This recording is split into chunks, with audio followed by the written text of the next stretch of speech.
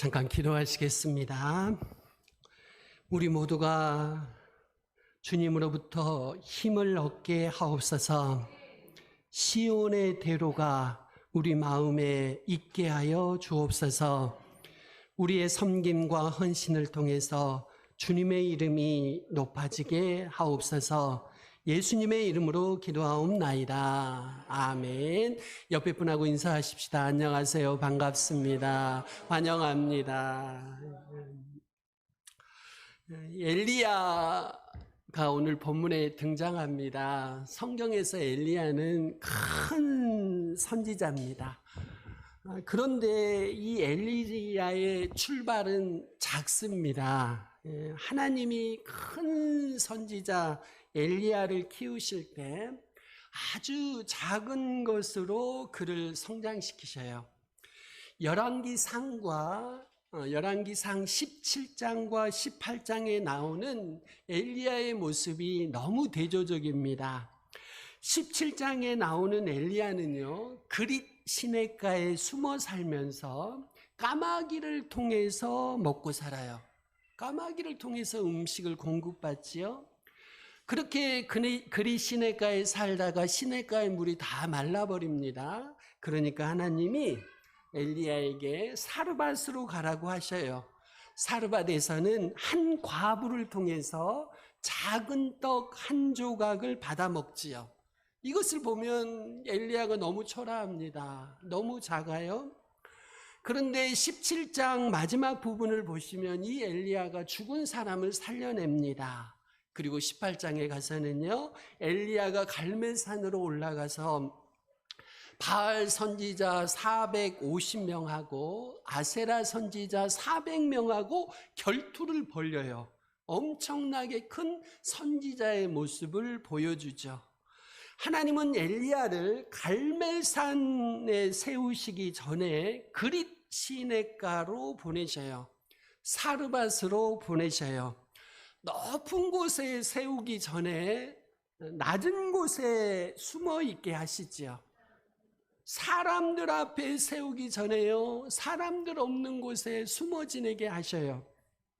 여러분, 하나님이 하시는 일은 언제나 낮은 곳에서 작게, 그리고 아주 조용하게 시작됩니다. 그리고 서서히 하나님이 그 사람을 성장시키시지요. 이 과정에서 엘리야는 아주 현실적이고 실질적인 문제를 만납니다. 먹고 마시는 문제지요. 인생에서 아주 중요한 문제입니다.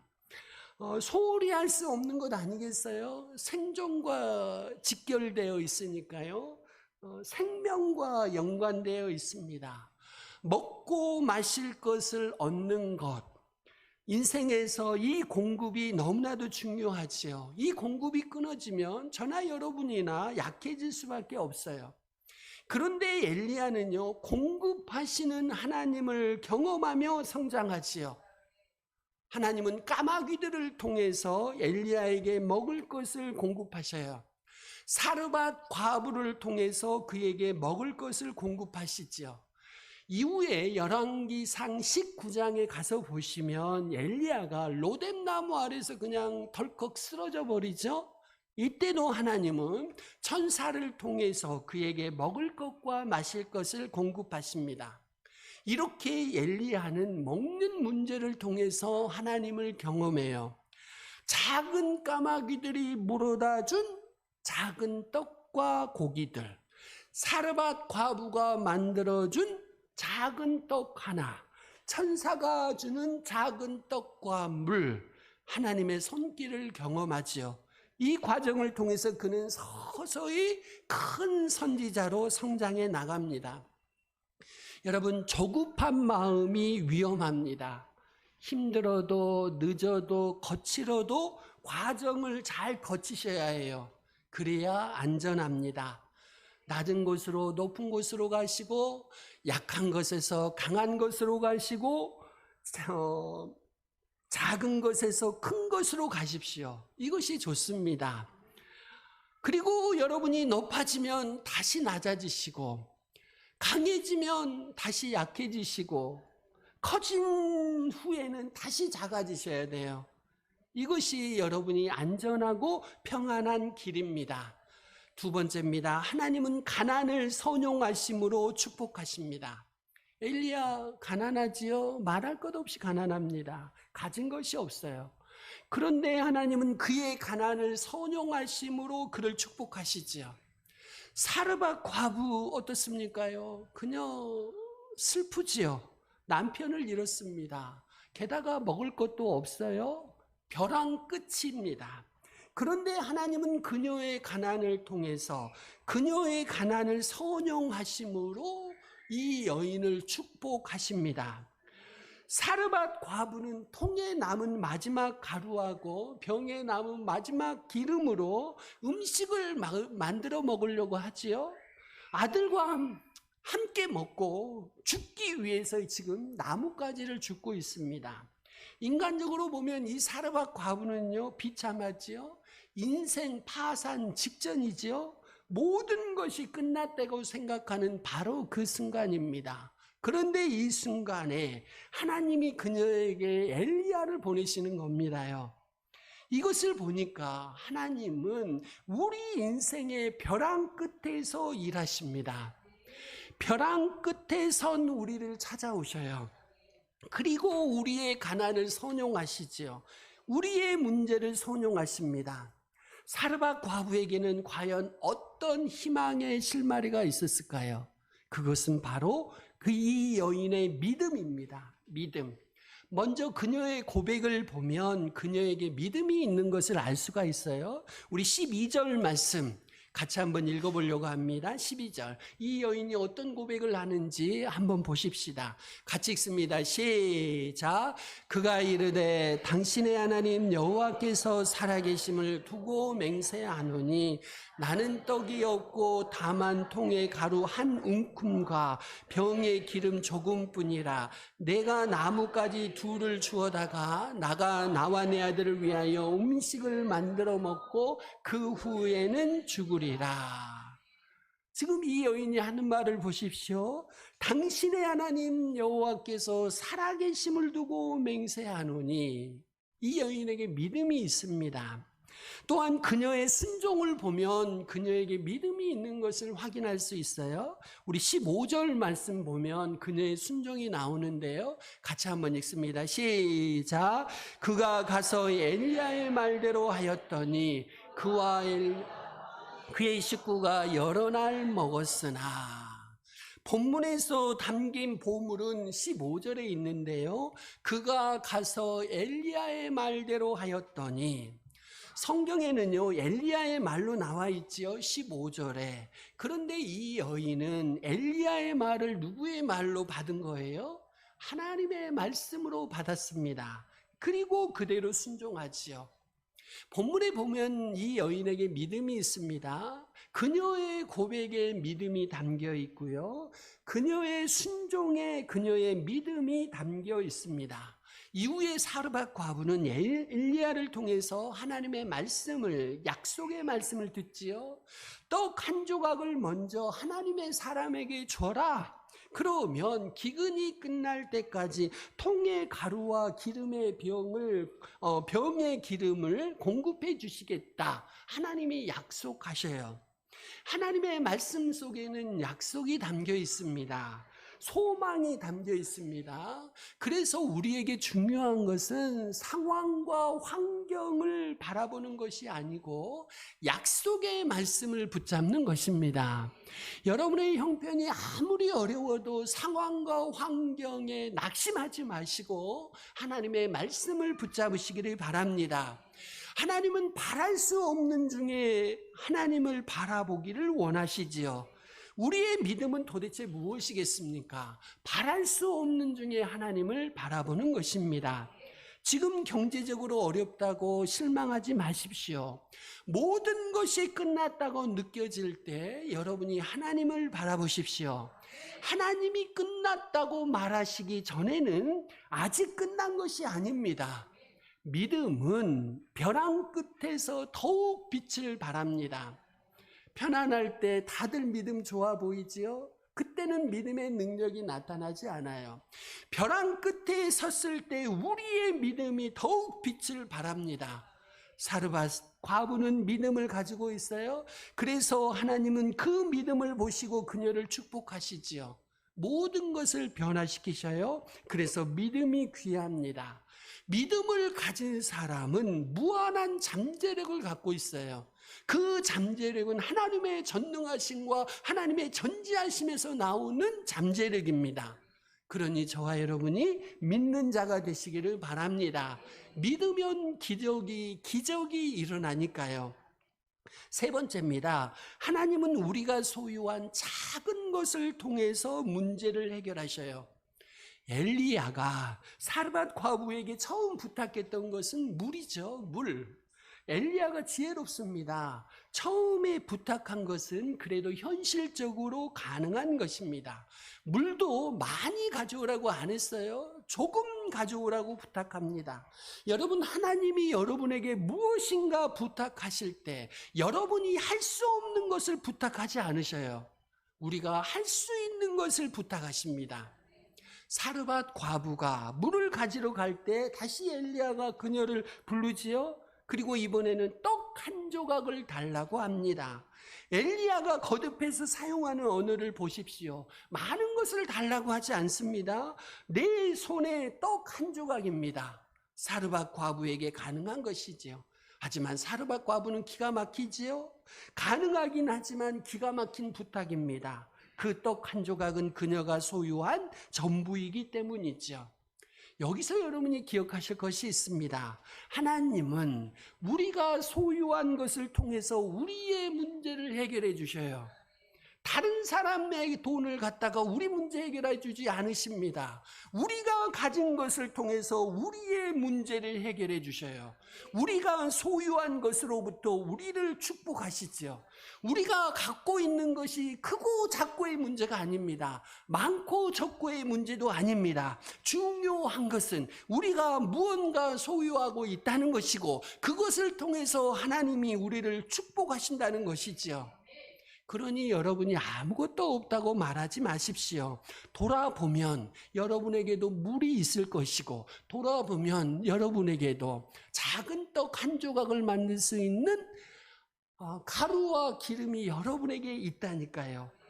하나님은 우리가 받았다고 말하는 것, 아직 남아있다고 말하는 것으로부터 우리의 삶을 축복하시고 우리를 풍성하게 만드십니다. 마태복음 13장 12절입니다. 무릇 있는 자는 받아 넉넉하게 되되 없는 자는 그 있는 것도 빼앗기리라. 사르밧 과부가 가진 통의 가루와 병의 기름은 얼마 되지 않겠지요. 다른 사람과 비교하면 아주 작겠지요. 그렇지만 그녀는 다른 사람이 갖지 않은 것을 갖고 있었습니다. 그것은 무엇일까요? 믿음입니다. 믿음을 가지고 있어요. 이 여인은 시돈 사람입니다. 이방 여인이에요. 그래서 자신의 믿음이 어떤 믿음인지 모를 수도 있습니다. 얼마나 그 믿음이 가치 있는지도 모를 수도 있어요. 그저 작은 믿음이라고 생각할 수도 있습니다. 그런데 그 믿음을 사용할 때 그녀 앞에는 엄청난 일들이 벌어지죠. 여러분, 우리를 가장 부유하게 하는 것은 여호와 하나님을 믿는 믿음인 줄로 믿습니다. 우리 인생을 역전시키는 것은 믿음입니다. 우리 앞에 있는 거대한 장애물을 뛰어넘는 것도 역시 믿음입니다. 겨자씨같이 작은 믿음이라 할지라도 여러분이 심고 가꾼다면 여러분의 믿음은 점점 자라게 되어 있어요. 마가복음 4장 31절 32절 겨자씨 한 알과 같으니 땅에 심길 때에는 땅 위의 모든 씨보다 작은 것이로되 심긴 후에는 자라서 모든 풀보다 커지며 큰 가지를 내나니 공중의 새들이 그 그늘에 깃들일 만큼 되느니라. 뇌성마비 장애인 송명희 씨 다 아실 겁니다. 그분이 공평하신 하나님에 대해서 이렇게 고백하지요. 나 가진 재물 없으나, 나 남이 가진 지식 없으나, 나 남에게 있는 건강 있지 않으나, 나 남이 없는 것 있으니 나 남이 보지 못한 것을 보았고, 나 남이 듣지 못한 음성 들었고, 나 남이 받지 못한 사랑 받았고, 나 남이 모르는 것 깨달았네. 그 이후에 뭐라고 하죠? 공평하신 하나님이 나 남이 가진 건 나 없지만 공평하신 하나님이 나 남이 없는 것 갖게 하셨네. 송명희 시인에게는 다른 사람이 갖지 않은 믿음이 있었던 거지요. 그 믿음으로 모든 것이 역전됐어요. 하나님은 우리가 소유한 작은 것, 작은 믿음을 통해서 문제를 해결하십니다. 네 번째입니다. 작은 떡 한 조각을 심어서 풍성한 미래를 예비하시기를 바랍니다. 사르밧 과부가요, 작은 떡 한 조각을 심어서 풍성한 미래를 예비하죠. 준비합니다. 이 여인은 작은 떡 하나를 만들어서 아들과 나누어 먹고 죽으려고 하고 있지요. 그런데 그 귀한 작은 떡 하나를 만들어서 누구에게 먼저 줘요? 엘리야에게 먼저 주는 겁니다. 여기서 중요한 게 무엇일까요? 선택입니다. 선택. 작은 선택으로 풍성한 미래를 예비하시기를 바랍니다. 좋은 선택으로 풍성한 미래를 예비하시기를 바랍니다. 지금 이 순간 사르밧 과부는 선택해야 합니다. 작은 떡 하나를 먹을 것인가 아니면 심을 것인가 선택해야 합니다. 같은 작은 떡이지만 지금 이 선택은요, 아주 다른 결과를 가져올 수 있어요. 먹을 수 있죠? 먹으면 그것으로 끝입니다. 그런데 심으면 풍성한 미래가 보장되어 있습니다. 그리고 이 여인은 심기로 결정을 하지요. 순간의 선택이 미래를 결정합니다. 선택은 순간인데요, 그 결과는 영원합니다. 올바른 선택으로 기회를 붙잡을 수 있었던 거지요. 이 사르밧 과부는요, 좋은 선택으로 풍성한 미래를 예비했습니다. 두 번째입니다. 우선순위로 풍성한 미래를 예비하십시오. 본문 13절에서 관심을 가져야 할 단어는 다름 아니라 먼저라는 단어입니다. 그리고 그 다음 단어는 그 후에라는 단어지요. 먼저, 그 후에, 우선순위를 가리키고 있어요. 인생에서 가장 어려운 일 중에 하나는 생각하는 겁니다. 생각한다는 것은 분별하는 것이고요. 분별하는 것은 곧 선택한다는 거죠. 또 하나 어려운 것은 우선순위를 잘 결정했다면 그 우선순위대로 사는 겁니다. 올바른 우선순위를 따라서 산다면 좋은 것들은 저절로 따라오지요. 마태복음 6장 33절, 그런즉 너희는 먼저 그의 나라와 그의 의를 구하라. 그리하면 이 모든 것을 너희에게 더하시리라. 아멘. 사르밧 과부는요, 먼저 작은 떡으로 엘리야를 먹이죠. 그 다음에 자신과 아들을 위해서 떡을 만듭니다. 그 결과 3년 6개월 가뭄의 기간 동안에도 풍성하게 먹고 살 수가 있었어요. 세 번째입니다. 좋은 씨앗으로 여러분이 풍성한 미래를 예비하십시오. 심은 씨앗의 종류대로 거두는 법이죠. 사르밧 과부는 통에 가루를 심어서 통에 가루가 떨어지지 않았어요. 병에 기름을 심어서 병에 기름이 떨어지지 않았어요. 3년 6개월 동안 그랬다니까요. 심은 씨앗의 종류대로 열매를 생산해내지요. 그래서 저와 여러분이 어떤 열매를 원하시는지 먼저 결정하시고 그 열매를 생산해 줄 수 있는 씨앗을 심으시기를 바랍니다. 여러분이 사랑의 열매를 원하신다면 먼저 사랑의 씨앗을 심으십시오.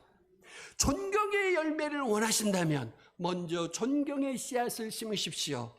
용서의 열매를 원하신다면 먼저 용서의 씨앗을 심으십시오.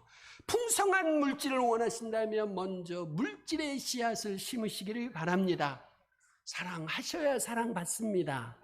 용서하셔야 용서받습니다. 존경하셔야 존경받습니다. 사르밧 여인이 심은 것은 작은 떡 같지만 작은 떡 속에는 사실 그녀의 생명과 아들의 생명이 걸려있지 않습니까요? 사르밧 과부는 지금 생명을 심는 거예요. 생명을. 그랬더니 나중에 이 여인이 생명을 거두지 않습니까요? 열왕기상 17장 오늘 본문 뒷부분에 가서 보시면 그녀의 아들이 병들어 죽었습니다. 덜컥 죽어버려요. 그 죽은 아들을 엘리야가 다시 살려줘요. 생명을 심었더니 생명을 거두었습니다. 그러니 부디 나쁜 씨앗을 심지 않도록 하시기를 바랍니다. 여러분이 욕하면 욕이 돌아옵니다. 여러분이 미워하면 미움이 돌아와요. 여러분이 비방하면 비방이 돌아와요. 여러분이 수군수군대면 수군수군이 여러분에게 돌아옵니다. 그러니 먼저 좋은 씨앗을 심으시기를 바랍니다. 네 번째입니다. 순종으로 풍성한 열매를 예비하십시오. 엘리야도 순종하고 사르밧 과부도 순종하죠. 여러분, 엘리야의 순종도 기가 막힙니다. 엘리야의 순종도 기가 막혀요.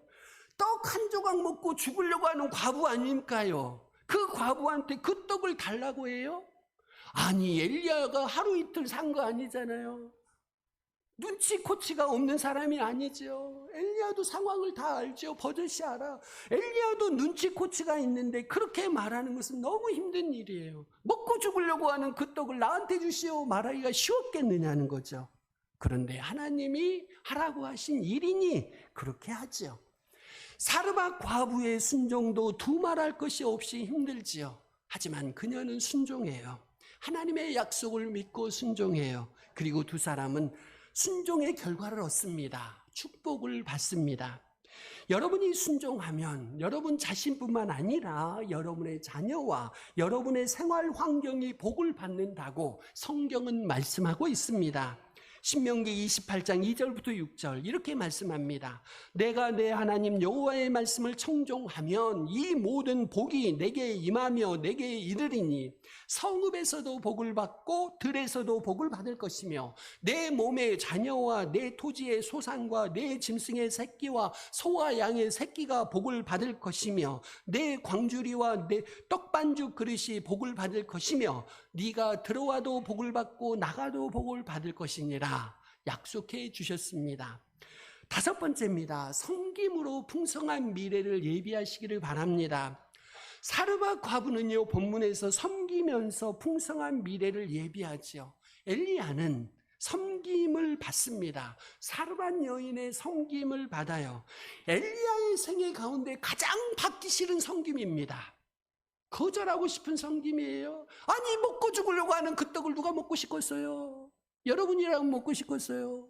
안 먹고 싶어요. 저 안 먹고 싶어. 섬김을 받고 싶지 않아. 마지막으로 먹고 죽으려는 떡을 어느 정신 나간 사람이 나한테 주시오 그렇게 말할 수 있겠습니까요? 그런데 엘리야는 하나님의 명령이니 그 섬김을 받는 겁니다. 이 떡 한 조각이 먹으면서 맛있었을까요? 아닙니다. 얼마나 모래알 같았을까요? 안 먹고 싶다니까요. 나도 던져버리고 싶은 그런 떡이에요. 그런데 섬김을 받습니다. 많은 분들이 본문에서 사르밧 과부의 헌신을 생각합니다마는 엘리야의 입장도 여러분이 고려해 주셔야 돼요. 엘리야가 섬김을 받아야만 사르밧 과부가 축복을 받는다니까요. 이기적인 마음으로 섬김을 받으려고 하면 그건 잘못된 거지요. 우리의 삶의 목표는 예수님의 목표와 같아야 되니까요. 그리고 예수님의 삶의 목표는 섬김이셨습니다. 마가복음 10장 45절 인자가 온 것은 섬김을 받으려 함이 아니라 도리어 섬기려 하고 자기 목숨을 많은 사람의 대속물로 주려 함이니라. 이렇게 말씀하신 예수님도 섬김을 때때로 받으셨어요. 한 여인이 옥합을 깨뜨려 예수님을 정성껏 섬기지요. 얼마나 귀한 옥합입니까요? 학자들에 따르면 이거는 결혼 혼수품이에요. 엄청난 가치가 있는 옥합입니다. 누군가 제 앞에 와서 그걸 깨뜨린다고 하면 저는 극구 말릴 거예요. 그러지 마십시오. 저는 감당할 수 없습니다. 말릴 거예요. 안 받고 싶다니까요. 안 받고 싶어. 받고 싶지 않아. 여러분이라면 받고 싶겠어요? 안 받고 싶어요. 그런데 예수님이 그 헌신을 받으셔요. 예수님은 그 여인의 섬김을 받으시면서 그 여인을 섬기신 것입니다. 우리는 종종 우리가 섬겨야 할 분들에게 섬김을 받을 때가 있지요. 사실 당황스럽기도 하고 거절하고 싶기도 해요. 그런데 그것이 꼭 잘하는 일은 아니더라고요. 우리가 섬겨야 할 분들이 우리를 섬기려 할 때 그 섬김도 받을 줄 아셔야 해요. 리처드 포스터가 그런 말을 합니다. 섬김을 받는 것도 섬김이다. 섬김을 받는 것도 섬김이다. 우리도 때로는 우리를 섬기기 원하는 분들을 복되게 하기 위해서 섬김을 받으셔야 해요. 그 섬김으로 그분들이 풍성한 미래를 예비하고 있으니까요. 사랑하는 성도 여러분들이요, 예수님은 작은 떡으로 오셨지요. 떡이라는 뜻을 가지고 있는 베들레헴에서 태어나셨어요. 떡집에서 태어난 생명의 떡이셨어요. 십자가에서 자기의 생명을 내어주신 생명의 떡이셨어요. 생명의 떡을 오늘도 우리에게 주시죠. 자신의 생명을 우리에게 주고 계십니다. 지금 우리는 예수님의 생명의 떡을 먹고 영생을 살아가고 있습니다. 말씀을 정리합니다. 첫 번째, 하나님은, 은혜의 하나님은 작은 것을 통해서 우리를 성장시키셔요. 은혜의 하나님이셔서 그래요. 그러니 여러분에게 있는 작은 것을 정말 소중히 여기시기를 바랍니다. 두 번째입니다. 하나님은 가난을 선용하심으로 축복하셔요. 지지리도 궁상 맞고 지지리도 가난해도 여러분이 낙심하지 않으셨으면 합니다. 소유하고 있는 것, 남아있는 것을 하나님께 드리십시오. 세 번째입니다. 왜냐하면 하나님은 우리가 소유한 작은 것을 통해서 문제를 해결해 나가시니까요. 여러분의 작은 것으로 좋은 선택을 하며 풍성한 미래를 예비하십시오. 여러분의 작은 것으로 우선순위를 분명히 하고 그 우선순위를 실천하셔서 풍성한 미래를 예비하십시오. 좋은 씨앗을 심으면서 풍성한 미래를 예비하십시오. 여러분의 작은 것으로 순종하며 그리고 섬기며 풍성한 미래를 예비하시기를 바랍니다. 하나님은 벼랑 끝에서 일하십니다. 그러니 아직 결론을 내리지 마십시오. 아직 결론 내릴 때가 아닙니다. 끝나기 전까지는 끝난 것이 아니에요. 여러분이 주님 앞에 서는 그날까지 끝난 것이 아니라고요. 하나님을 신뢰하는 사람은 절대로 부끄러움을 겪지 않습니다. 하나님을 신뢰하는 자의 미래는 언제나 밝습니다. 그리고 풍성합니다. 저와 여러분이 작은 것으로 하나님의 풍요를 충만히 받아 누리시기를 주님의 이름으로 축원드립니다. 우리 같이 기도하시며 결단하십시다. 주님은 우리가 가진 작은 것으로 우리를 성장시키시고 축복하시고 문제를 해결하십니다. 주님, 작은 것으로 좋은 선택을 하면서 순종과 섬김으로 풍성한 미래를 예비하게 하옵소서. 현재의 가난과 어려움에도 절망하지 않게 하시고 작은 것으로 기적을 일으키시는 주님을 바라보게 하옵소서. 같이 기도하며 결단하십시다.